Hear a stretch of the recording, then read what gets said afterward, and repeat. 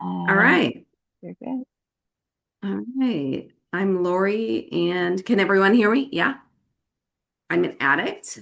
And by the grace of God, I've been clean and sober since January 6th of 1987. And for that, I'm truly grateful. I'll have 39 years of sobriety on if I make it to Tuesday, but I'm not trying to get any friends. Um, so tell you a little bit about my story, what happened and what it's like now.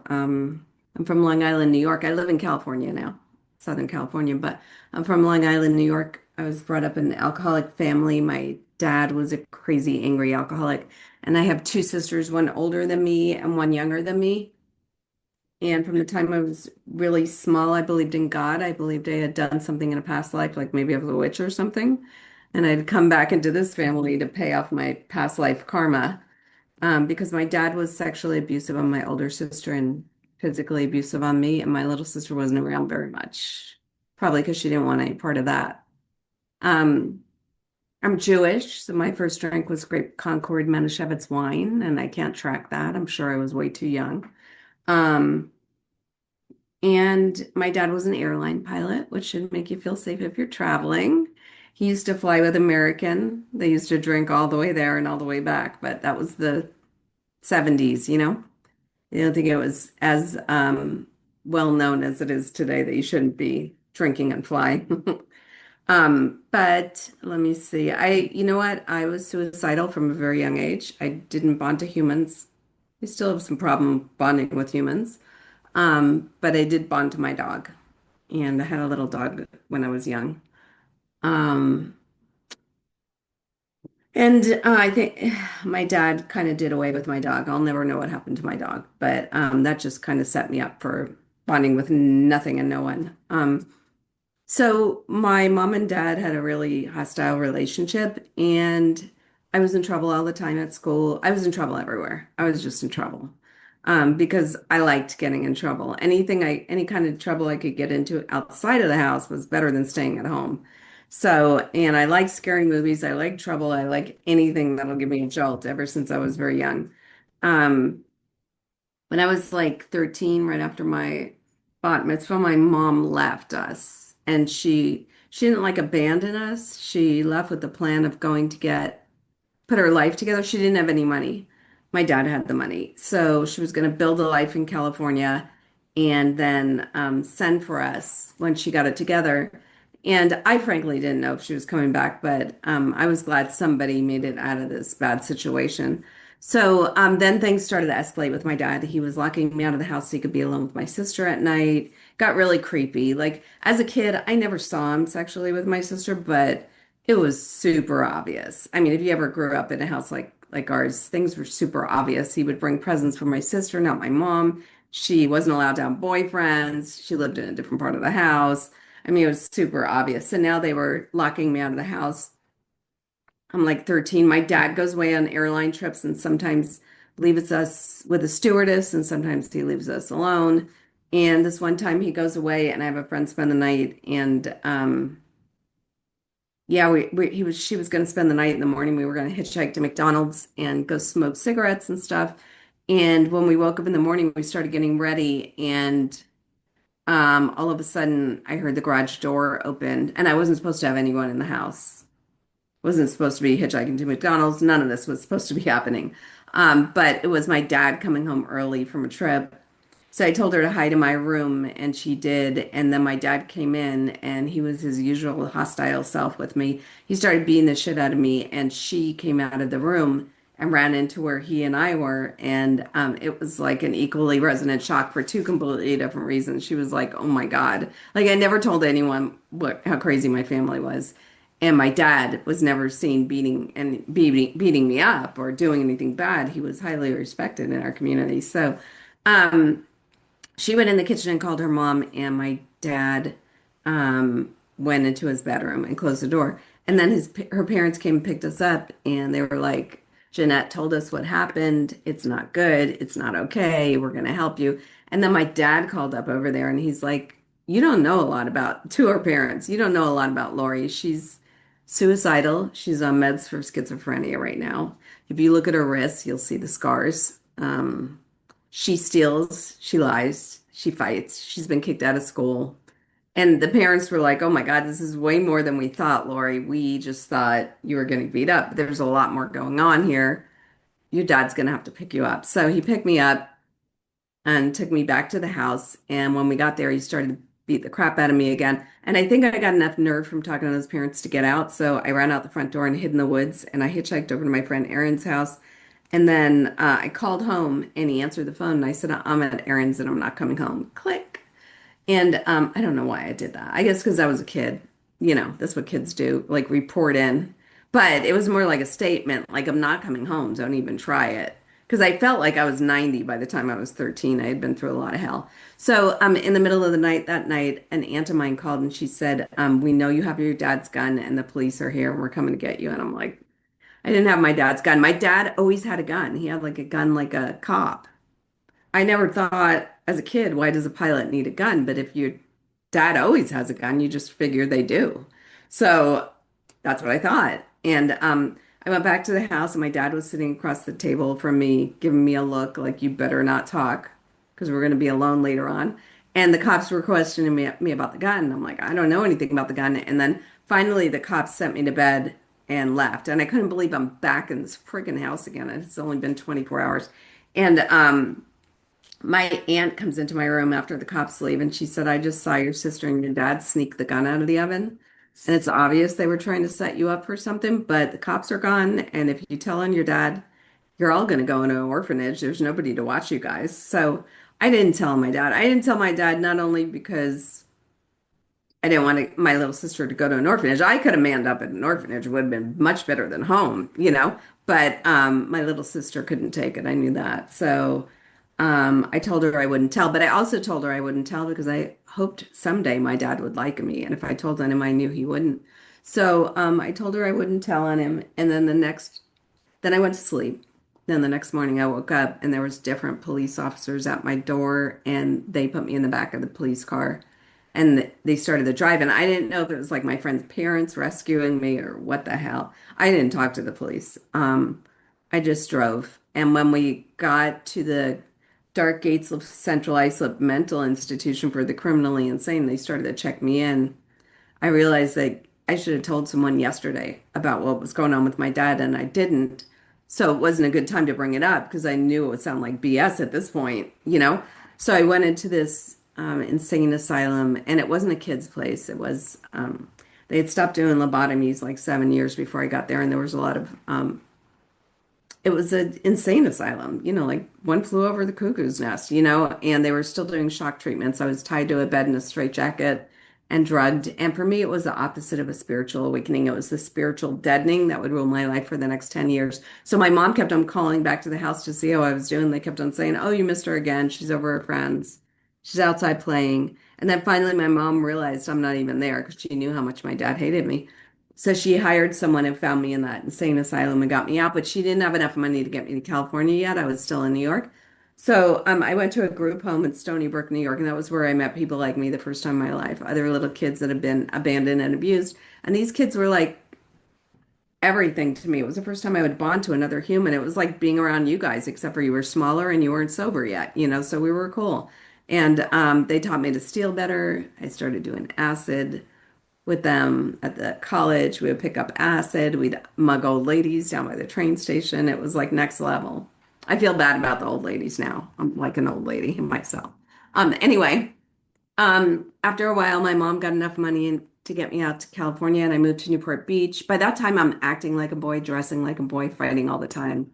Newport Beach, California, really not a fit for me. So I went to class, but I went to school, but I didn't go to class. I hung out at the smoke pit with the other kids that were hanging out at the smoke pit and not going to class. And we started doing burglaries during the day to kill time. We would take cigarettes, alcohol, and money. I mean, we're just kids. We wanted to smoke. We'd use your money to get some booze, and we'd order a pizza, drink your wine.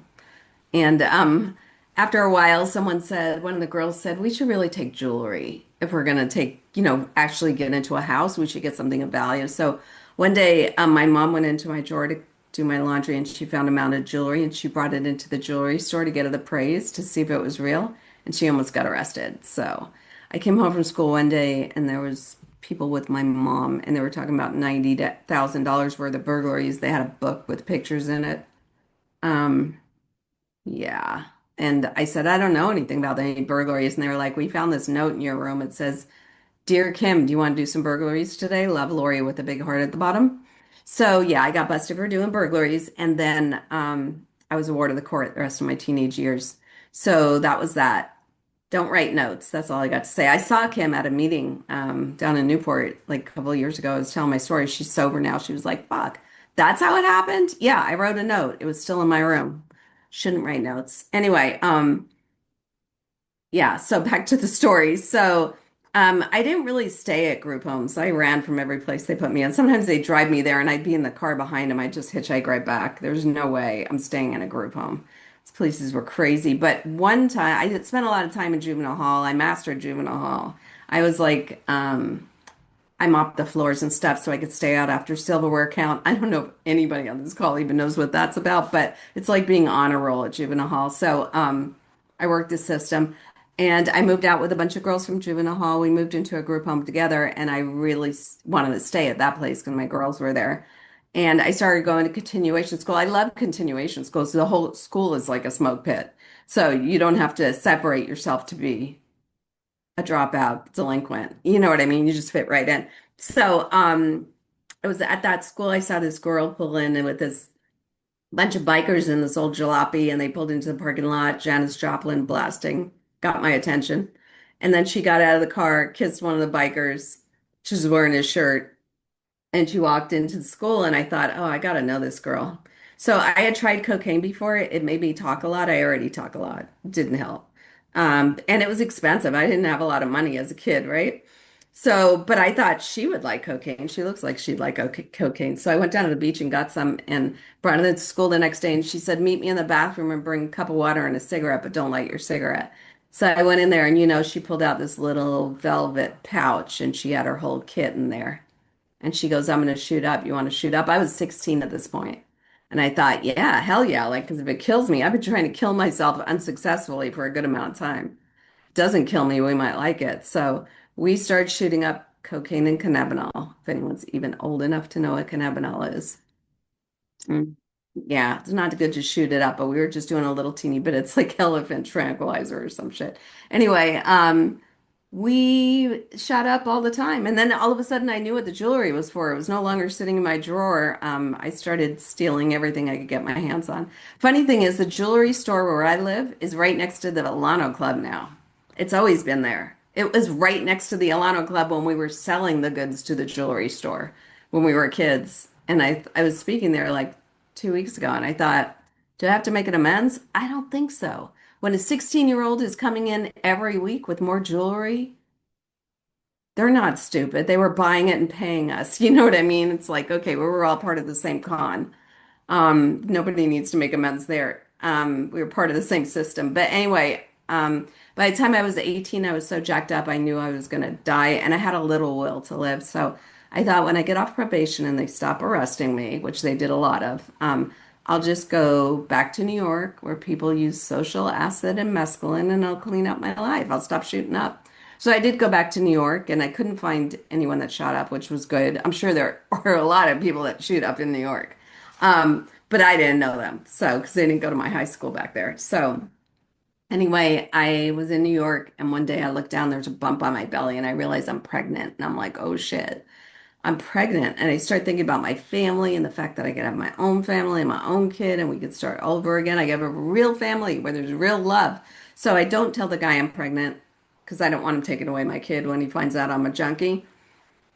And I came back to California pregnant, and my mom was like, hell no, you can't stay here pregnant. You can't even take care of yourself. Like I had just literally got out of juvenile hall. So I stayed with one of her friends who was an anti-abortionist, and I took care of her 5 kids while she went to work so that I could stay there. And I got on welfare.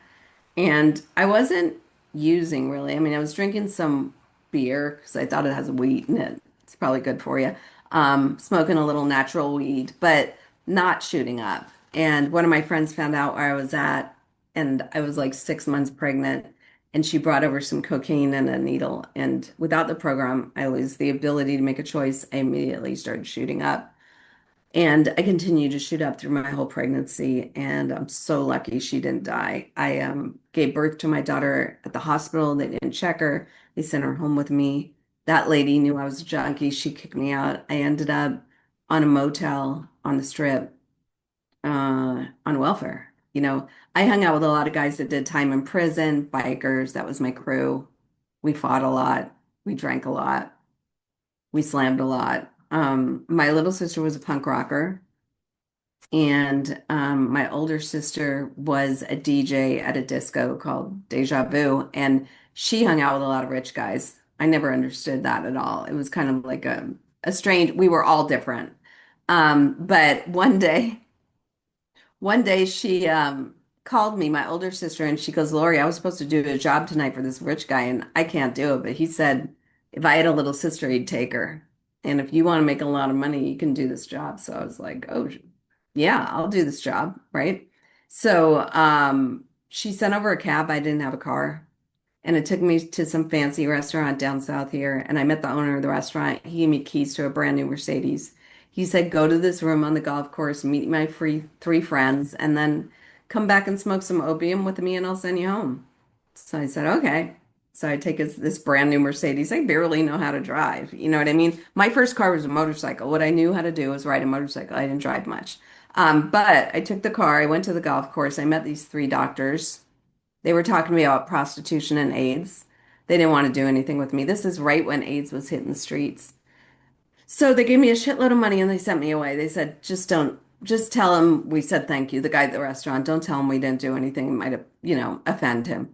So I went back to the restaurant, smoked some opium, went home, and then I thought, God, they gave me like $800. I'm like, I know a prostitute, but for $800, I'd be a prostitute. You can sign me up. That's 2 months worth of welfare checks right there. That's four checks, like in one day. So, sure, yeah, no problem. What do I got to do? So the next day, I looked up in the yellow pages and I found an escort. I was really looking for prostitution, but it's not listed like that. So I found this escort thing, and it was the 80s. I didn't have a cell phone. It wasn't like that. They said, fax us a picture of what you look like from the motel office, and if we like the way you look, we will take you. So I said, okay, and I faxed my little picture, and they liked the way I looked. And the next couple of days, I get a call, and they're like, we have a call for you down south from where you live. Guy wants to see you in an hour, and I don't have a car. So I called my little sister. I said, the little punk rocker. I said, she still lived with mommy. She was a kid. I said, get mom's car, drive it over here. I'll take you with me. We'll make some money. I'll split it with you. You can get high. So she did. She picked me up, and we went to this house. It was Christmas time. There were lights on all the houses except for the one I was supposed to go into. Completely dark, not even a porch light. I'm like, you know what, Allie, if I don't come out of this house, you better call someone, like, not the cops, obviously.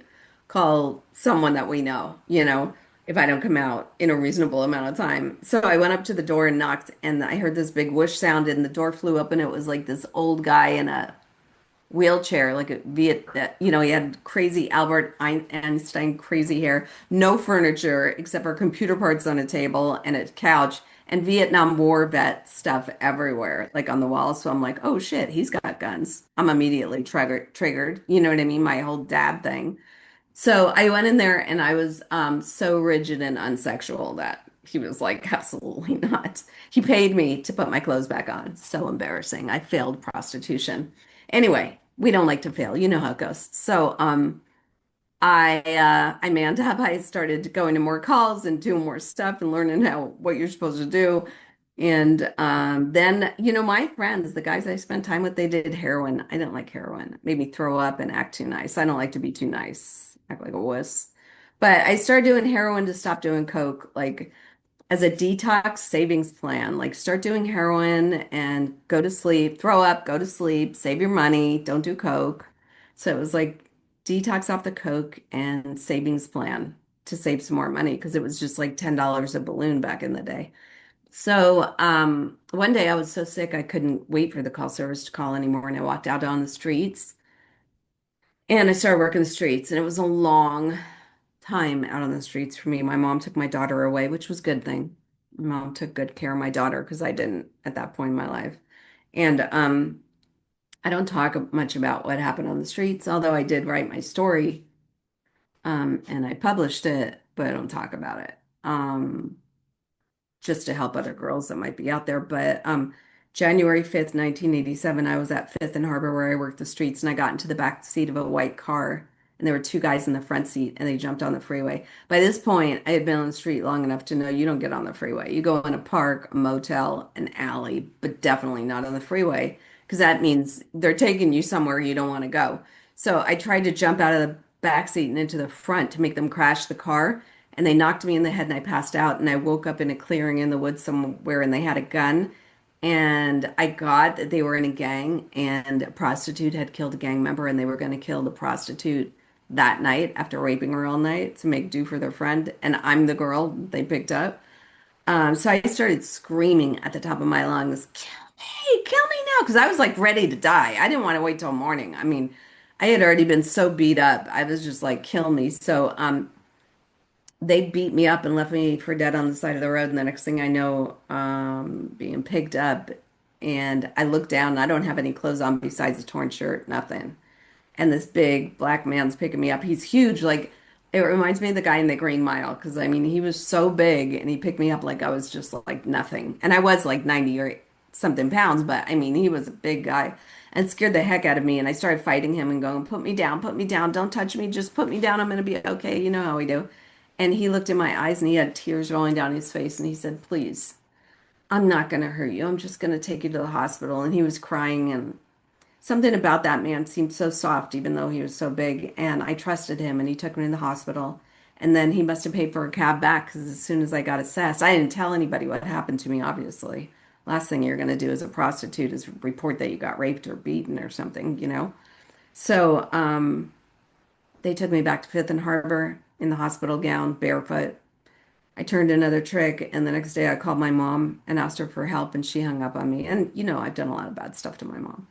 And then I called that guy in the wheelchair, the first guy that kicked me out for being unsexual. He had been trying to find me out on the streets for years. He would come out and find me. I mean, he was like a stalker.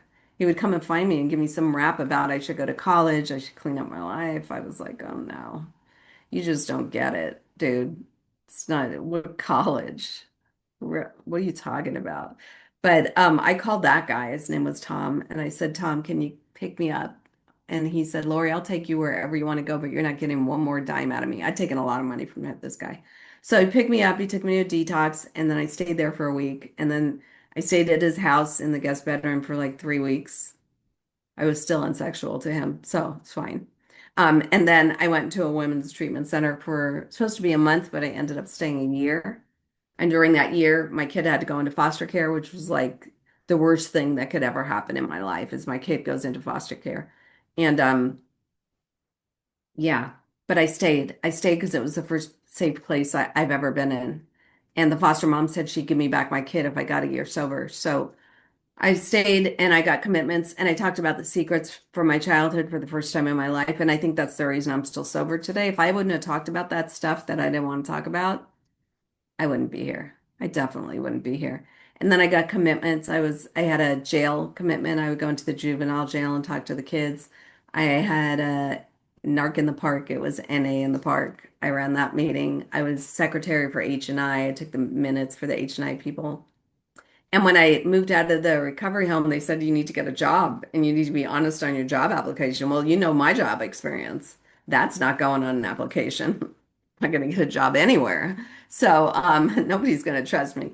So I said I knew computers because Tom started teaching me. You know, he couldn't get into my apartment, but he gave me a computer and he started teaching me how to change out the video card, the motherboard, the, you know, memory chips, the CPU. So I said I knew computers. I really didn't, but I learned. The more fired I got, and the more jobs I got, I started learning. So I got my kid back out of foster care. I got a computer job at a temp agency.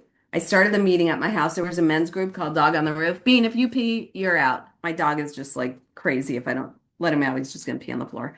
Um, so I started a meeting at my house and I was pissed off at Dog on the Roof because they were so bossy. They were a men's group. So I started Pussy on the Porch at my house to piss off Dog on the Roof. And it was chicks meeting. Same chicks every week because we were all locals. But one week, this girl came that nobody knew, and at the end of the meeting, she's like, "My name's Pam, and I'm an addict. I'd love to get what you guys have, but my kid's back at a Samoan crack house that I just left, and I got driven here by a trick. So what am I going to do? Go into rehab and leave my kid with the Samoans?" So she said, "Great that you guys are sober, but." This isn't for me. So she was about to leave, and I remember praying. You guys told me I could believe in anything as God, and I prayed to you guys are probably too young to know this, but there was an actor named George Burns that played God in a movie. So I was praying to George Burns because I definitely didn't want anything more to do with the real guy because he set me up for a lot of failures. So I talked to George that day, and I said maybe I could watch her kid. And I felt like it was okay. So I said, if you go to a rehab, I'll tell you where there's free place and I'll watch your kid for a month while you go to rehab. So she agreed, dropped her kid off the next day and went to rehab. Her kid was like my karma. I'd tell her to stay home. She'd tell me to fuck off. She ripped me off all the time. She ripped off my rent money. I couldn't even pay rent. I was like, I love this kid though. It was like raising myself. It's like, yeah, this is what it's like to raise yourself. This is true karma here. But I was crazy about this kid. Anyway, I called over to the rehab to see how her mom was doing after like 2 months, and they're like, "Oh, her mom relapsed. She left here like 3 weeks ago." I'm like, "What? I've got her kid." They're like, "Oh no, we don't do kids. We do sobriety. You can call social services." So I call social services. They're like, "Well, you got to drop her off at the children's agency," and I'm like, "Drop her off? Absolutely not. She's got no dad. Her mom just abandoned her. I'm just gonna drop her off." Like the only other thing you could do is apply to be a foster mom. So I'm like, okay, I applied to be a foster mom. They called me and they're like, receiving stolen goods, assault and battery, prostitution. I'm like, well, my kid was hungry. They're like, Lori, you've been arrested 4 times for prostitution in the past 2 years. I'm like, okay, all right, you're right. And they said, you just got sober. I'm like, yeah, I've got like a year sober. I'm so proud. They're like, when you get 7 years sober, you come back. Well, we might waive your record, but right now you need to go home and get that kid and bring her back. And I was so traumatized, I called a bunch of people on my pussy on the porch list on the fridge because, again, no cell phones yet. And one girl said if you get guardianship, you can keep her. There's nothing they could do about it. So I called the trick that dropped her off, the mom's trick, and said, you better bring me a check because this kid's going to go into foster care. It's kind of your fault. You dropped her here. That was still my manipulation skills from the street working me. But the guy dropped the check and said to lose my number because he was married. So I got my con money and I got the kid. And by the time she was like, her mom died of an overdose shortly after that, which is sad. But she had been in enough meetings at my pussy in the porch meeting in my house to know that her mom was an addict. And by the time she was like 19, she was the receptionist at the computer company I worked at. And she was living with one of my sober friends. But I still have my own kid. And I told my daughter, like, maybe we could buy a normal house. Like, maybe we could buy a house and live in a nice neighborhood because I'm probably not going to marry anyone. You know what I mean? I have this whole failure to bond ever since I was really little. I just don't trust anyone to always be there. So it's just me, the dog, and the kids. So maybe we could save some money to buy a house. So we saved half of my paycheck every month for a year. I was making like 2,000 a month, and I had to send that paycheck, just to be clear. I would have used that money. I had to send it to some remote BFE bank that it was too far to get to that I didn't have an ATM card to because I would have spent it. I was too irresponsible. I was like 30. So 10 months later, we had like $10,000 in the bank and we went out to look for a house and I saw these brand new houses and we were like walking through the office to get to the models, but I was like young with a wife beater, torn up jeans and like biker boots. They weren't paying any attention to me and my little kid, right? But we would drag through every weekend. Finally, they knew our names and one weekend the lady in the office is like, "Hey, Lori, I see you coming here every weekend and I know you're scared, but I'm going to teach you how to buy a house." Now, God always puts angels like this in my path, still today, when I'm confused or need a way to go, right? So I go home, get my taxes, bring them back. By the end of the day, I'm signing paperwork for a brand new 3 bedroom house with that 10 grand. And then it's not there yet. It's a brand new house. So we watch it get built. We decorate the third room for a girl in case she has a friend spend the night. It was crazy good. I couldn't believe from where I came from. I mean, I was still only 30 at that point. You know what I mean? That this is where I'm at. This is what sobriety does. There's a lot of drug money that's not spent. Because before I didn't even use drug money to pay bills. Like I didn't have heat or just general necessities seemed like a waste. I never understood before I got sober why you would send money away in an envelope. But I started learning that stuff when I got sober. So I had this brand new house. We decorated the third room for a girl. I keep on getting promoted at work, not because I'm the best computer engineer, but because I'm happy to be alive. I think when you're happy, people are happy to have you around. So I keep on getting promoted from like systems engineer to senior systems engineer to director of IT services. And finally, I own the company, right? And I'm just like, holy crap. And one day my older sister calls me, same one that turned me on to prostitution, and she's like, same one that hid the gun when I was a kid. We're not close. But she called me and she said, Lori, I've been beating Danny. She had, my nephew was like 3 years old. I've been beating Danny so bad that I'm going to kill him if you don't take him away from me. So can you call social services and I'm going to come over to your house right now with Danny? I didn't like my sister, but I love my nephew. And she showed up with Danny, and he was all beaten up. And my little daughter took him into the bedroom, and she sat down with a social worker, and she started talking about the stuff my dad used to do to her when we were in that house. By this point, I convinced myself it was like a dream I made up, that it didn't really happen.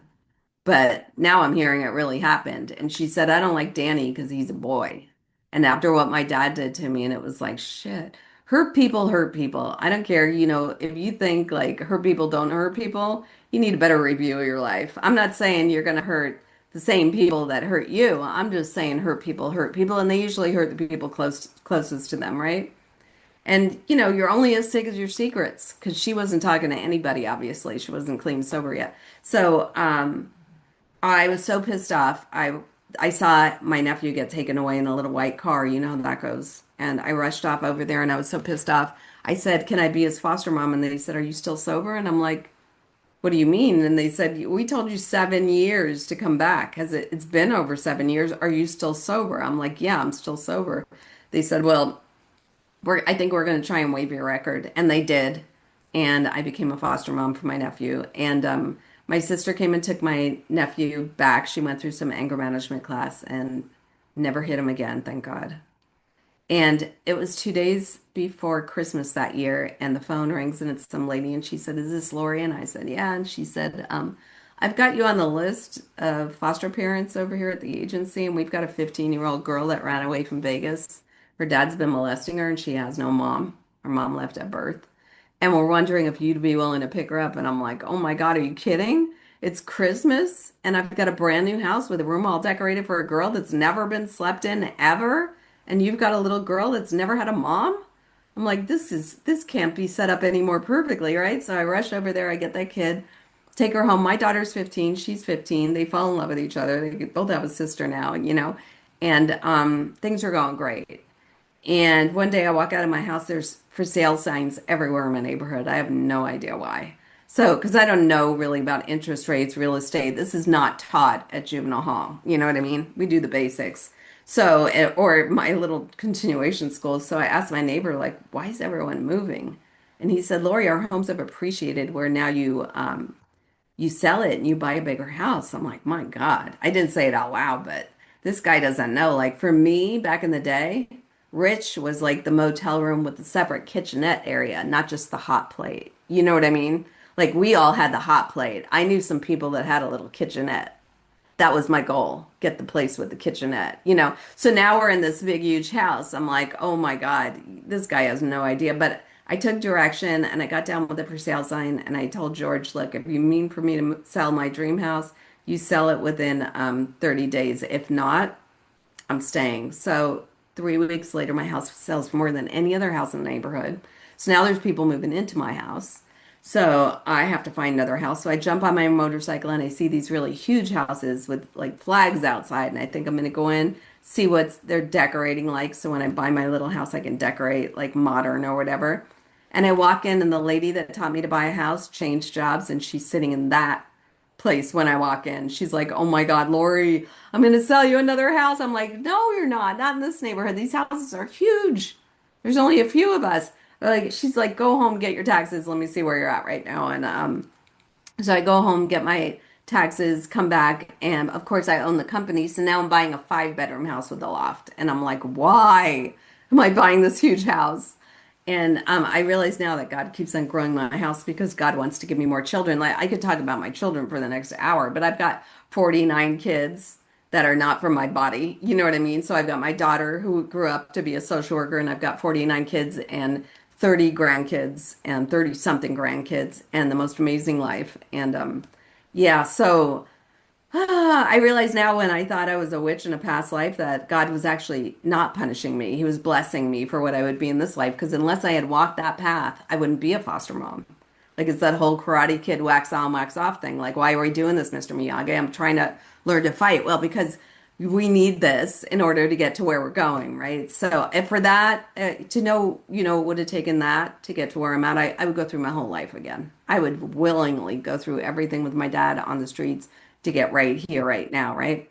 So, yeah, about 10 years ago, maybe, no, about 18 years ago, I start waking up at 3 o'clock in the morning every night. And at the time, I was working tech in LA and I live in Orange County. So that's like a 2 hour each way commute. So 4 hours plus 8 hours, 12 hours a day. I'm waking up at 3 o'clock in the morning. I thought it was the sprinklers. I checked. It's not sprinklers. They're not going off at 3 o'clock in the morning. They're going off at 6.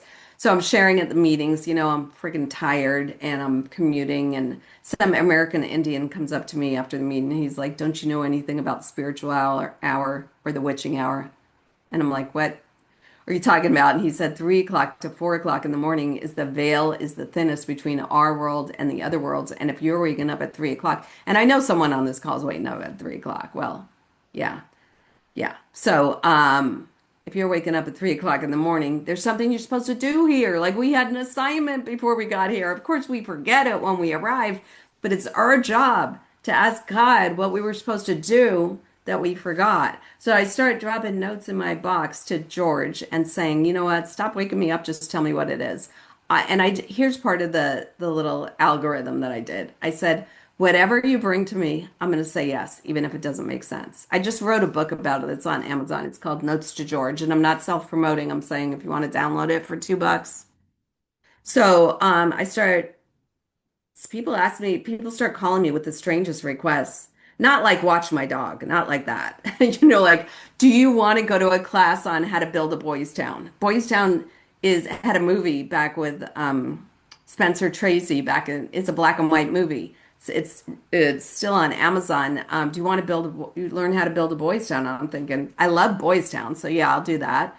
Do you want to serve on the foster care advisory board? Hell no, with a bunch of cops and probation officers. Okay, I'll do that because I told God yes. I would say yes. So I went and said yes to a lot of stuff I probably would have said no to. And what I found out is that kids are getting trafficked all over America at that time, and 60% of our homeless population was from foster care. Whether it's foster care to prison, foster care to jail, or just foster care, our homeless population was straight out of that drip. So I was pissed off, and me and my best friend started a little charity on LegalZoom because someone told me, an old psychic lady said, she was doing my reading and she looked at me and she said, one day you're going to be a little girl swinging on a swing, and the next day you're going to be an old lady. Your life is going to go by like that. Make sure you do what you were here to do before it's over. And I was like, that chilled me. I was like, she was staring at me hard and she knew I was missing it at that point. So I took that seriously. And then there was another guy that said, he was like a Tony Robbins kind of guy. But these two things really stuck out in my mind. He said, if you take a bunch of fleas, like bugs, put them in a jar, they'll jump up and down and hit their head on top of the jar, and then they'll jump short for fear of hitting their head. And even if you let them out of the jar, they'll never jump high again because they're scared they're going to hit their head, even though they're out of the jar. And he said, Lauri, you are out of the jar. What happened to you was in the past. You don't have to do this little thing anymore that you were doing before. You can jump big. You can do anything. You can be anything. So I told my best friend, let's get on LegalZoom and start a little charity. Maybe we could help a couple of kids, get them off the street, pay for a place for them to live. So we started this little charity, and people gave us tens and twenties and $5 here and whatever. We cried all the way to the bank. It was whatever Chase Bank was before it was Chase. I can't even remember. And we cried all the way to the bank with $200, and 10 months later, we had $180,000 in that bank account. We hadn't touched a penny. And she was like a real estate agent. I'm a computer geek. So she's like, well, let's just buy a house. So we bought a house, a little three-bedroom house. People came around us and knocked it down and built it up as a six-bedroom house. We took six girls off the street, said, what do you want to be when you grow up? Before you were left on the street. We paid for them to go to school. They lived in the house. And then two other sober friends of mine in LA said, one of them was like a comedian, famous guy. He was like, Laurie, I want to create a, who's from the UK, I want to create a 100-bed facility. And then this other guy was like a billionaire. He just recently died of an overdose. But they were both sober at the time, and he wanted to create a 100-bed facility. So I introduced them to each other. They created this huge place, and they invited me on their board, and I signed the paperwork for a 100-bed facility and a warehouse that the comedian guy wanted to turn into a facility. And the billionaire guy relapsed, and the comedian went back to his own country. So I had just signed a 20-year lease for $20,000 a month, which I couldn't afford. So, but my name was on it. So I was kind of effed, right? Around that time, some guy read my biography. He had got my book off of Amazon, some investor guy, and he called me at work at my IT job and said, Lori, I feel like I want to help you. I just read your story. It's phenomenal. And I said, well, how do you want to help me? And he was like, I don't know. And I'm like, well, I sure don't know. I don't even know who you are. But maybe you could pray about it for a minute and call me back because whatever you do is what you've got to help. He said, yeah, I don't need to call you back. You're right. I'm going to wire you $500,000. I don't know why, but I have a feeling you're going to do something good with it. Anyway, yeah, come on. He doesn't even know me. I was like, yeah, whatever. You wire me that 500,000. We'll talk afterwards. I'm like, come on. I'm not even telling anyone I got this phone call. They'll think I'm an idiot. Anyway, the next day I open up my bank account. There's $500,000 in there. I'm like, what the hell? So I call the guy back. I'm like, I just landed this 100-bed facility in LA. Maybe we could save girls that were trafficked like me. So he meets me there and he said, I'll give you another million, 500,000 if you quit your job. I'm like, no, I really like my IT job. I don't want to work for a charity. That sounds like I don't want to take money from kids. You know what I mean? So he said, I'll give you $750,000 more, but you need to quit your job. So anyway, there I am. I quit my job. And I've been working for my own charity now, which is a job. It's no longer like it's a job, it's not my program. But now we've got places all over California. So Peter Olson, she was talking about in the beginning of the call, is a guy that I met in CA and he's from Hong Kong. I don't know if anybody on here knows Peter, but Peter found out about my charity way back when in like 2004, and he gave me like $5,000. He put a girl through school, and then every year he'd donate a little bit of money. I'd see him at the CA World Conventions. And a couple of years ago, I was at Canada World Convention, and Peter said, Laurie, how's it going over there? He's from the UK, but he's a toy maker. He made Polly Pockets, Matchbox cars, Lionel train sets, but he never tried cocaine or anything until he was like 50 and rich, and he almost died. So he had like 15 years in the program, maybe at that point. No, more than that. He probably had like 20 years, right? So he said, how's the charity going? And I said, it's going fine. And he goes, I was gonna leave you money in my will, but I decided not to. And I'm like, oh shit, Peter, what did I do to piss you off? And he said, no, no, no, I'm gonna give you the money right now. I'm gonna wire you $1 million as soon as I get back home. And I'm like, what? And he said, buy a place, buy a nice place. Well, right gives me chills right now because I feel Peter with me. I can always feel people on the other side, and Peter is now on the other side. Yeah, it's brilliant. He said, buy something permanent. And my dream property was Boys Town. And I had went to that Boys Town class when I started saying yes for God. And Boys Town went for sale. Boys Town is a property on the top of a hill with views all the way down to the ocean, 5 houses with an Olympic-sized swimming pool behind one of them. The most majestic place you've ever seen in your life. There's no way that was for foster kids, right? But when it comes to Boys Town, it was, right? That place goes for sale. I get back home. Peter wires me the $1 million. I tell the guy that has Boys Town has 27 charities bidding on it, and they got millions. One of those charities had like 40 million in the bank. I called the guy. I said, all I've got is $1 million. There's no way that place is like 20,000 a month just to rent it. You know what just for the mortgage payment. And he said, Lori, I like what you do. Bid on it anyway. So I texted Peter on Messenger and I said, what do you think? And he said, I think George Burns would say yes, and I think Spencer Tracy would say yes. So let's try for it. And when you know, we get the property. And in the newspaper, it said everyone's talking about in the local newspaper who got the Boys Town property. Could everybody wanted it?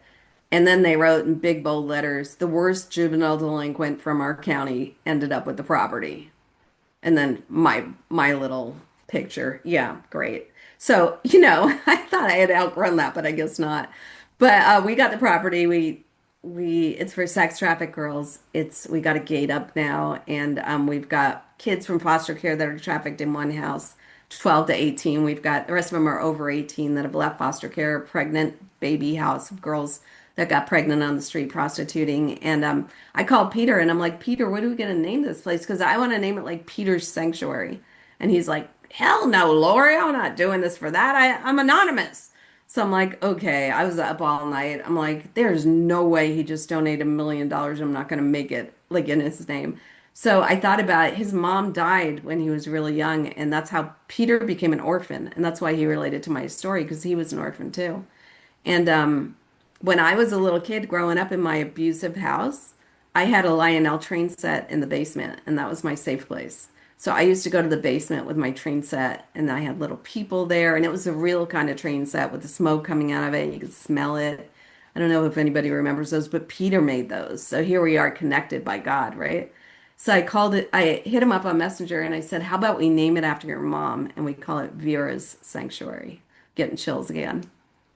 And Peter said, that's brilliant. We could name it after my mom, my beautiful mom. So now Vera's Sanctuary exists here, and we've got a bunch of other places, but I have the most brilliant life, and we've got 4 minutes left, so I'll tell you a couple more things. I was on the CA cruise line to Mexico probably like 20 years ago, and I was speaking, and I'm like 62 now, so you can do the math, right? I got sober when I was 23. I'm 62. We got a lot of years in between. So I was like 20 years ago. I was on the cruise line with a bunch of foster kids, and I was the speaker. And when I docked, I was working on my book, Punished for Purpose, my autobiography that's on Amazon, and I was writing about my dad, and it was super dark. But also, like through my own therapy, I realized like how can my dad be so angry if people loved him like you guys love us? You know what I mean? So I heard what Gandhi said about being the change you want to see in the world. So I had been writing letters to my dad for years trying to be what you guys are for me, like grace and love, regardless of who he was. I was trying to exist like love in my dad's life, so maybe I could be someone that loved him. And I didn't really care if he ever wrote back. It was more like me giving forgiveness, because really, forgiveness is our superpower here. Like you walk into CA or AA. And I don't care what you did, if you robbed houses, raped girls, beat your wife, we're all like, welcome. You know what I mean? We don't have anything to say about it. We're all happy to see you. We don't even care. Maybe if you're a puppy killer, but besides that, you could pretty much do anything and exist here, right? But with the people in our lives, we're like, we don't offer that same forgiveness. But if we did, it's super powerful, right? To forgive the unforgivable is probably the most powerful thing we'll ever do, right? So I start writing letters to my dad. He doesn't respond. But now I'm on this cruise line, and when we dock, my cell phone starts going crazy. I think it's work. I pick it up, and it's some guy in Florida where my dad lives in a hospital, a mental hospital. And he said, we took your dad in last night, not last night, a couple nights ago, and we've been calling you and you haven't been answering the phone. And he said he has no family. He tried to kill himself. He said he did bad things and he deserves to die. Do you have any idea what he did? And I just said, yeah, but the guy didn't ask and I wasn't going to tell him anyway. And then he said he's in really bad shape. If you want to talk to him, I'll put him on. And I got on with my dad, and my dad was like, how dare you? He was crying. How dare you love me? How dare you forgive me after everything I've done to you? I said, Dad, don't you realize it's every day of my life that gets me right here, right now, the most beautiful life with the most beautiful kids. And if you weren't my dad, I wouldn't be here. They say you move one grain of sand and everything shifts like an island, right? So I needed you to get here, and I'm grateful you were my dad, and I love you, and I forgive you. That was a long time ago. So he starts crying. The guy gets back on the phone and says, I can't release him unless you're going to take him into your custody. And I have foster kids in my house. And I'm like, oh shit. And then I started thinking I had read the Bible because I wanted to see what you guys have on the other side. I don't read Hebrew. You know what I mean? But I read that Joseph story and I was like, probably it's a good thing to do. That's what Gandhi would do. He'd pick up his dad. So I told the guy, yeah, I'll take custody of my dad. And my dad was flying into Long Beach Airport. I picked him up there and he's like, he was still angry and he was still crying. And he said, you just don't get it, kid, do you? And I'm like, get what, Dad? And he's like, your grandma Anna? And I'm like, yeah, I remember Grandma Anna. She was an old Yiddish lady in New York. That was his mom, but she had passed away. And I said, I remember Grandma Anna. And he said, Grandma Anna was my damn foster mother, not my mother. She was my foster mother. I could never understand why she was so loving and he was so angry. And he said, now you're saving all these damn foster kids. And he started crying. And I was like, just get in the car, Dad. And I called home and I said, Dad's going to be the oldest foster kid in the house tonight. I have no idea if he's safe. So he's staying downstairs. We're staying upstairs and we'll just figure it out over time. And we gave him the kind of love that you guys give us. And he moved back to Florida shortly after that. And eventually, he was failing out again in Florida, but not killing himself, just not doing well and getting really old. So I bought a house in Florida, a little house. It's a lot cheaper in Florida. And he lived in it, and I would visit it. And so the guy, the wheelchair guy that picked me up that day, I called Tom one day and I'm like, Tom, you need to see this little charity thing I built. And he's like, Lori, I'm not into kids. I'm like, yeah, I know. You're not into kids. And if you could just come and see the house. And he goes, meet me at Starbucks, bring your computer. I'm like, because that's what we do. I'm like, no, meet me at the charity. And he said, I'll meet you there for about 1 minute. And then we go to Starbucks. I said, okay, deal. And he rolls up to the first charity house and it says his name. That's the name of the house, is his last name. And then it says some Shakespearean quote about light after the rain. And he goes, what is my goddamn name doing on this fucking house? And I'm like, Tom, you saved my life. And he's like, Lori, I give you a fucking ride. I'm like, Tom, you used to come and see me on the street and tell me maybe someday I could be something. I never saw it. I never believed it, but you had a peanut of hope that I didn't have. And I needed that peanut of hope because it got me out of there. And it got me to that safe place. I borrowed it from you and you saved my fucking life. And he looked like he was going to cry. So he popped a wheelie and sped up to Starbucks to meet me. And then I want to share one last thing that's hard to say. On December 20th, 2024, 1 year ago, 1 year and 2 weeks ago. I was looking on the camera to see how my dad was doing. He was super depressed because they were about to take his driver's license away. He's like 93 and he plays a lot of poker and he needs his license because he drives to get there. And he was super depressed. And I pulled up the camera in the middle of the night. I woke up and had a feeling like he's super depressed. And unfortunately, I watched my dad shoot himself in the head last year. And you know what? I called my rabbi and I was crying. My rabbi and I are real close now. And he told me, Lori, God did that because he knew you could handle it. Your dad was alone in that final moment in the first, when it happened. But when you watch the video, he was no longer alone. You were right there with him through the whole thing. And he wasn't alone. And he said, and God knew you could handle this. But the thing that I reflected on more than that, if I hadn't offered my dad forgiveness 20 years ago, and he shot himself in the head, I'd be in a whole different place right now because nobody would have been there for him. But I was there for him for the past 20 years and I bought him a house. And when I moved him into that house, he walked into the little room and I walked him into the master bedroom and I said, no, this is your house, Dad. And those are the moments that I have in my brain where I was parenting my dad. You know, a lot of us have parents that act like kids, but when we get to grow up in the program and turn around and parent them with the kind of love we got, everything changes. And my dad was transformed because of that love. And I'm grateful that I was given enough forgiveness here in the program to turn around and give it to him. And yeah, I don't know. That's the only thing that heals me with that whole thing. I don't know what else to say about that. But if you're here and you're new, God, I showed up with a bag full of dirty clothes and like a bunch of orange rig caps. You know what I mean? And just the night before, just thinking I had nothing left to save, but there was a lot to save.